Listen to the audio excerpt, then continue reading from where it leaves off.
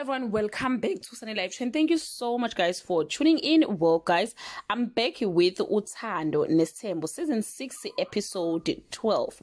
Well guys, on this episode we finally met the Makhumalo family, Tobile's mother, sister and her dad that we already know from Mselegu's side as he's working for Ubaba Mseleku. Utobile went to her family ukubatshela ukuthi her husband Musa want to do umembeso, and her family accepted the news with warm hands. Baqala ke bakekeza baplana nanokuthi who be invited from iside labo umndeni wabo ihlobo, and basibenikela ke kuMusa to do the same from his side.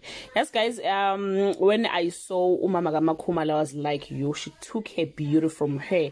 Actually nje uvela emndeni wabantu abahle because usisi wakhe muhle, ubaba wakhe muhle, uma wakhe muhle, but yena ufana kakhulu ke noma wakhe. So guys, this season ke seqeda ngomembeso kaMakhumalo, then umshado I think bawubekele in next season so as uMangwabe. Kahle kahle guys, uMusa nje ngokubona kwami akashadanga noyedwa kulamakhosikazi, wayelobola athathe ngoba wonke lama season uyambesa, uyalobola, uyashada. Ngikhuluma ke ngama previous season like kade kushada uMayeni, kwashadwa beshada uMacele eqala, kwashada uMayeni, so sizoshada uMakhumalo bese kuba uMangwabe. So wengambesanga, wayelobola nje bese ebathatha bezohlala kaMseleku. Anyway guys, that's all I have for today. Do leave your comment below and share your opinion. Bye.